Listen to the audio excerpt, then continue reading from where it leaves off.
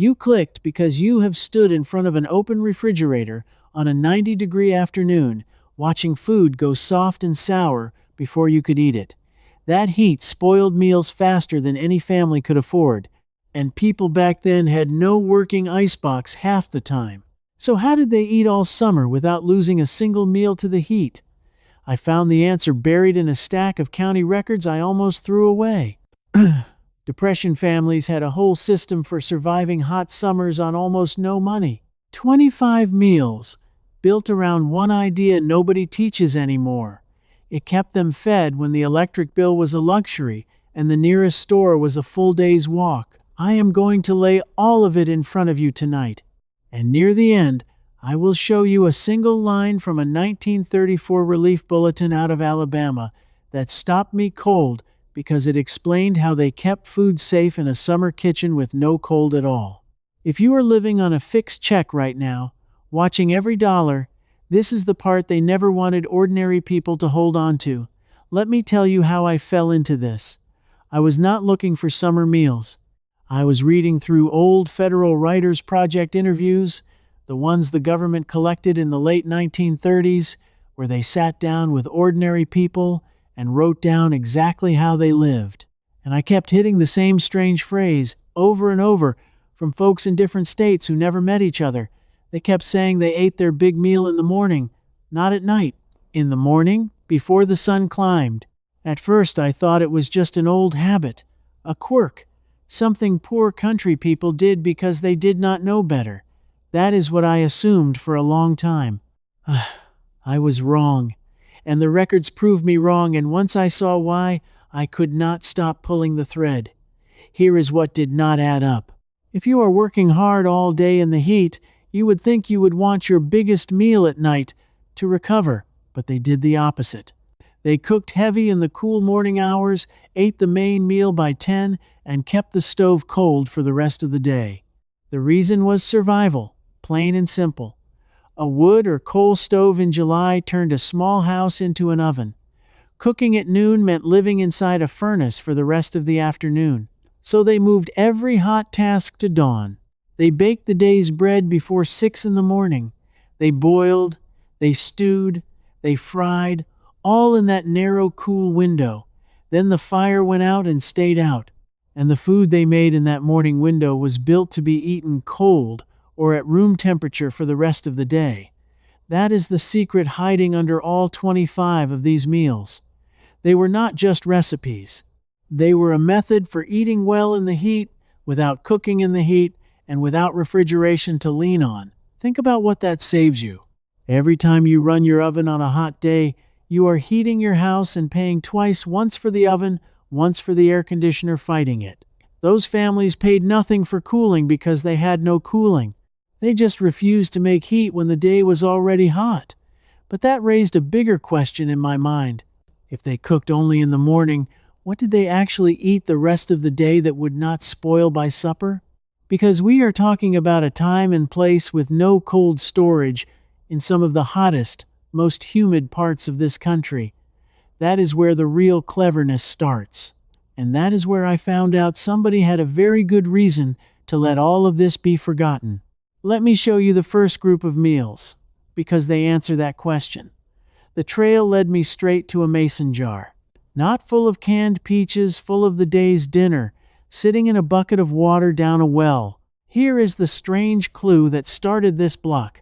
In relief records and home extension pamphlets from the early 1930s, I kept seeing instructions to lower cooked food into the well on a rope, or set it in the spring house, or bury the crock in the north corner of the yard. These were official recommendations. Government home economists were teaching people how to keep cooked food safe without ice. And nobody talks about it now. So here is the first cluster of summer meals, the ones designed to sit in that cool water all day. Bean salad was king. You cooked a pot of navy beans or field peas at dawn, drained them, and dressed them with a little vinegar, a spoon of sugar, an onion, and whatever oil or bacon grease you had. The vinegar was not just for taste. Vinegar is acid, and acid holds spoilage back for hours in the heat. That jar of bean salad could sit in the well water from breakfast until supper and still be safe and good. Then there was cold potato salad, but not the mayonnaise kind that turns dangerous in an afternoon. The old way used vinegar and mustard and a little bacon fat, no eggs sitting out going bad. Historians who studied German and Appalachian cooking found this vinegar-based potato salad everywhere in the record, precisely because it survived the heat when the creamy kind would have made a family sick. Pickled beets, cooked in the morning and left in their vinegar. Cucumber and onion in vinegar water, what they called a wilted salad. Cold cornbread, baked at dawn, eaten dry or crumbled into buttermilk at noon. Every single one of these was built to be made cold, kept coldish in well water or a shaded crock, and eaten with no reheating. Now here is the number that got my attention. Extension bulletins from that era measured the temperature down a typical well shaft or in a spring house at around 50 to 55 degrees, even when the air above was 95. That is close to what a modern refrigerator holds in its warmer zones. These families had discovered free refrigeration, using nothing but groundwater and a rope. So the first piece clicks into place. They ate cold vinegar-based dishes made at dawn and kept in cool water. That is how the food did not spoil. Simple. But it left me with a much darker question. If ordinary Americans once knew a dozen ways to keep food safe without electricity, without a refrigerator, without spending a dime, why did every one of us grow up thinking that was impossible? Who benefited from us believing we could not keep a meal safe without a machine humming in the corner? Because somebody did. And when I traced that, the whole thing turned from a cooking story into something that made me angry. Follow me one step deeper. I found the moment the knowledge started disappearing, and it was not an accident. Here is the clue that turned my stomach. In the late 1920s and into the 1930s, right as these families were surviving on well-cooled bean salad and morning bread, a brand new industry was working very hard to convince Americans that the old ways were dirty, backward, and dangerous. The electric refrigerator was being sold, hard, to every household that could be talked into monthly payments. Now understand, I am not against a refrigerator. I have one. But look at what the selling actually did. It did not just add a machine to the kitchen.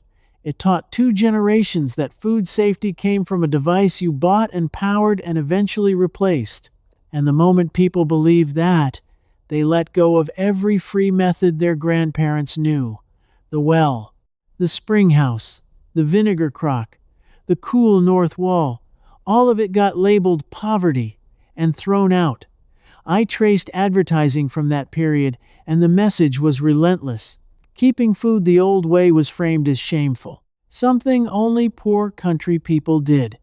The same families in those Federal Writers Project interviews, the ones eating perfectly safe food all summer with no ice, were being told they were doing it wrong. And the knowledge that had fed people through the hardest years of the century got buried under a monthly payment. Here is what that cost you, personally, without you ever knowing. The average American household now throws away somewhere near a third of its food. A third. Studies out of university food waste research put the loss at hundreds of dollars per family every year, some estimates well over 1,000. Depression families threw away almost nothing because their whole system was built around food that stayed good without a machine. We got the machine and lost the wisdom, and we throw away more food now than they ate. Let me put a real cost on it. If you are on a fixed income and you lose even $15 of food a week to spoilage and waste, that is close to $800 a year, gone, rotting in a bag. Those families would have been horrified. They stretched a nickel until it screamed. So here is the piece that clicks into place in this block. The old summer meals were not forgotten because they stopped working. They were pushed out because a whole industry needed you to believe you could not feed yourself safely without buying what they were selling. The knowledge was smarter than the thing that replaced it, but that opened the biggest question of all for me. If they could keep food cool without electricity, could they also cook without heating the house cook reel, filling meals with no fire at all in the dead of summer? Because that is what the next set of records showed me. and it is the part I want to hand directly to anyone watching this on a tight budget tonight. Stay right here, because this next part was pulled straight out of the records for you. I want to talk now to the person watching who is thinking, this is fine for people with a well and a garden and a farm, but I live in an apartment with $40 left for the week. I heard you before you even said it. And I went looking specifically for what these families did with nothing, no land, no spring house, no money, because a huge number of them had exactly nothing. Relief families in the cities were the poorest of all, and the records show they ate cool, safe, filling meals anyway.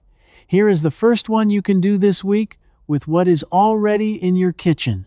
They called it a cold bread soup, and versions of it show up all across the relief records and immigrant kitchens. You take stale bread, the heel, the dry slices, the stuff you would normally toss, and you soak it. In hot weather, they soaked it in cold water or thin buttermilk or tomato water with salt, a little onion, a drip of vinegar or oil, no cooking. The bread you thought was garbage becomes a cold, soft, filling meal on a brutal afternoon. Nothing spoils because nothing was ever hot, and the acid keeps it safe for hours.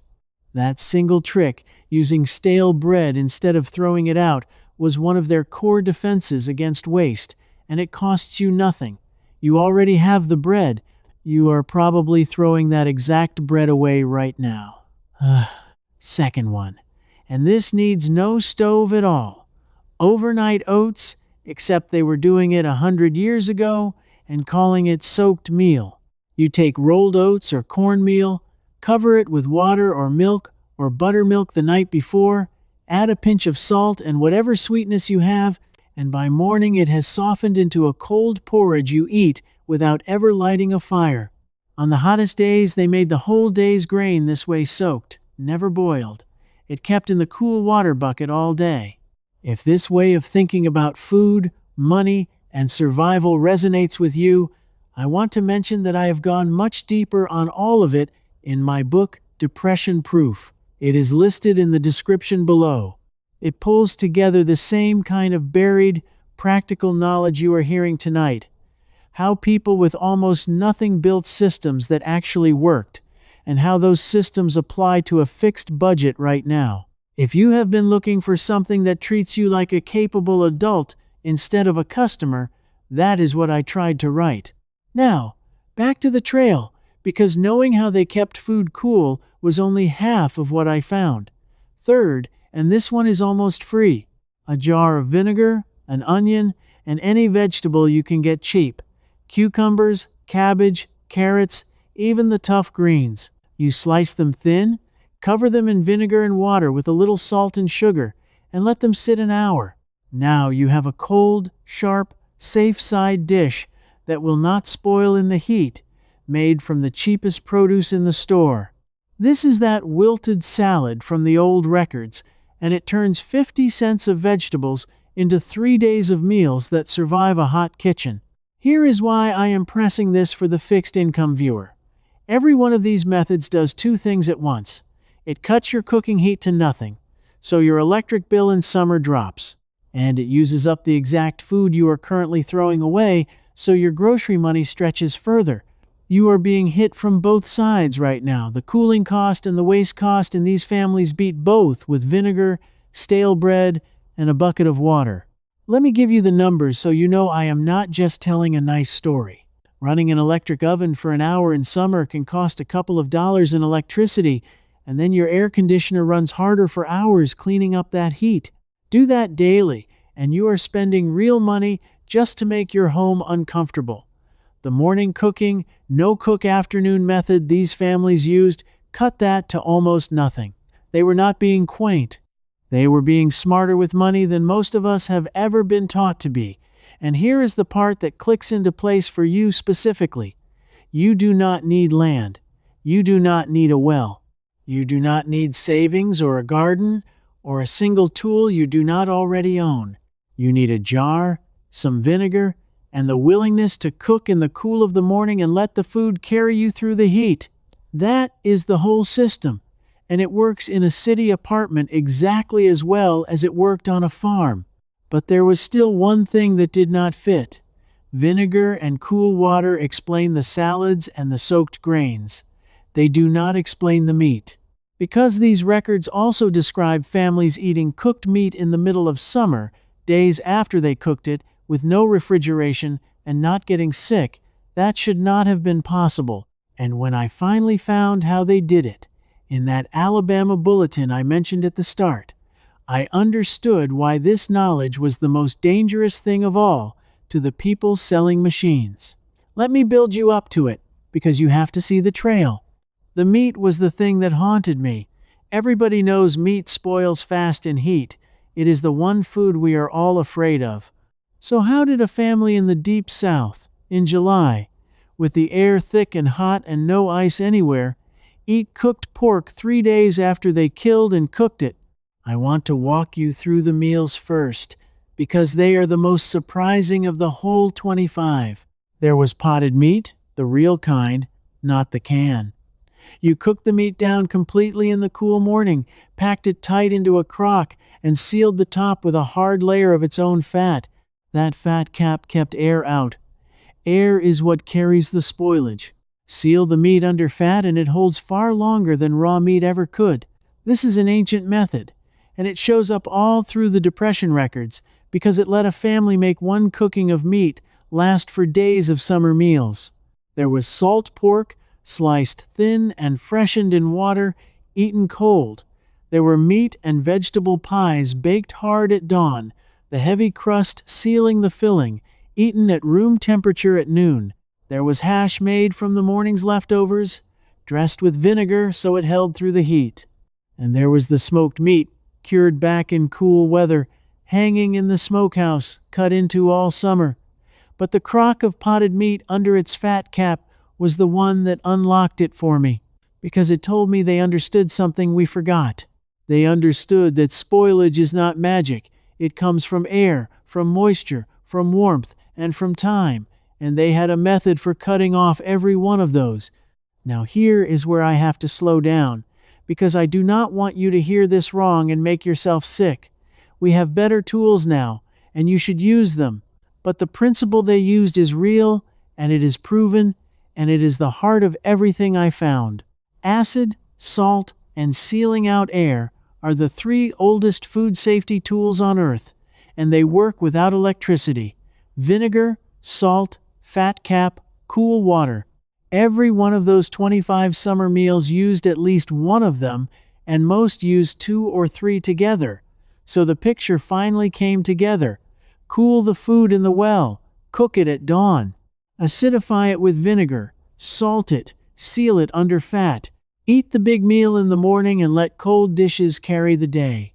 25 meals, one method, and a family fed all summer with no refrigerator and almost no money. But the resolution of one mystery just sharpened the last one. Because if all of this worked so well, and the records proved it, and government home economists were actively teaching it in the 1930s, then somewhere there had to be a document that laid it out plainly. A single source that showed the whole method in one place before it got buried. And I found it.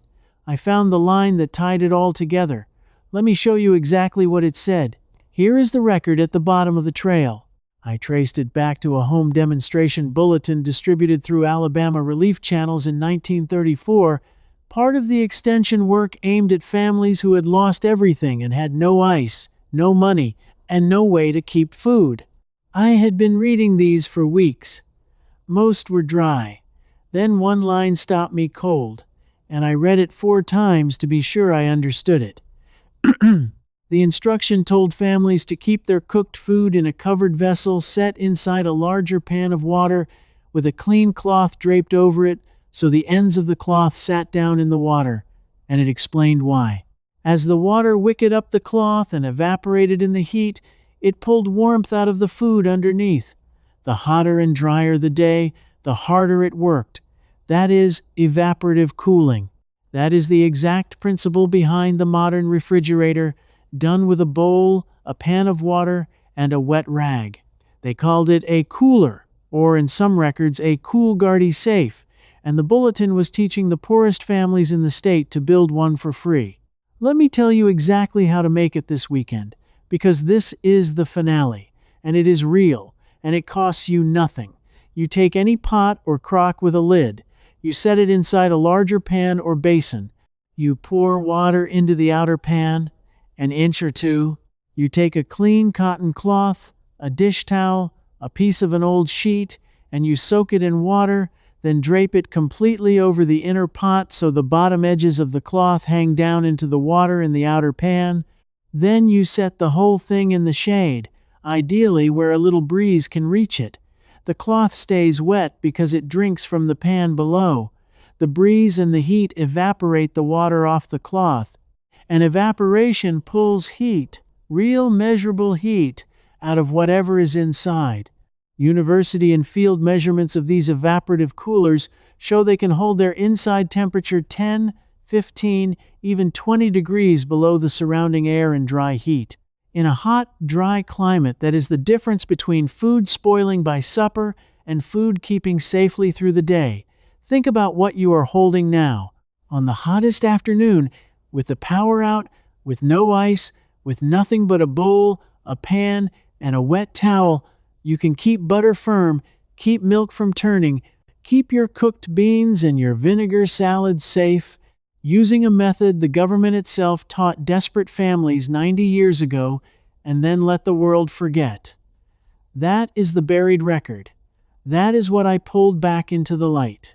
A wet cloth and a pan of water, the refrigerator that needs no power and no payment, written down in a 1934 relief bulletin for people who had nothing, which is exactly why it works for anyone who has nothing today. And here is the whole thing tied together. Everything the trail proved. Those families were not backward. They were not just suffering through poverty with bad food. They had a complete, tested system for eating well through the worst heat of summer, with no electricity, on almost no money, wasting almost nothing. Morning cooking to keep the house cool, vinegar and salt to keep food safe. Well water and evaporative coolers for free refrigeration. Stale bread and cheap vegetables turned into real meals. 25 dishes built on knowledge that was smarter than the machines that replaced it. And every bit of it got buried, not because it failed, but because a family that can keep its own food safe for free is a family that is harder to sell to. The wisdom did not disappear on its own. It was pushed into the dark. That is what tonight was really about. Not 25 old recipes, proof that something quietly useful, something that could save you money and food and worry right now, was taken out of your hands and sold back to you as a monthly bill. If you are the kind of person who has always suspected that the plainest, most practical wisdom got buried on purpose to keep you spending and dependent, then you already understand why these records matter. You are not nostalgic. You are awake to something most people never question. So let me ask you one thing, and I want you to actually answer it in the comments, because this audience stays quiet and I am asking you directly to speak up tonight. Did anyone in your family keep food in a well, a spring house, a cold cellar, or under a wet cloth? Do you remember a grandmother cooking her big meal in the morning to keep the house cool? Tell me what they did and where they were from. Those memories are records too, and everyone you leave keeps this knowledge from disappearing again. Tell me where you are watching from while you are at it. And if you want to keep pulling these threads with me, follow along, because this is not a channel. It is a group of people digging up what was meant to be forgotten and putting it back to work. Next time I am opening a 1930s record that explains how families kept a single block of ice lasting more than 2 weeks in the heat of summer without a freezer, using something almost every one of us throws straight into the trash. I found it, I traced it, and I cannot wait to show you. Before you go, one thing. Tonight I gave you the overview, but inside the hard time circle, I walk you through every summer meal with the well cooling method, step by step, picking up right where we stopped here. In there you can ask me your own question, and a real person, me, answers you myself. You won't be alone, thrifty folks like you are already inside. Just point your phone at the code. Cancel any time. one click. Hope to see you there.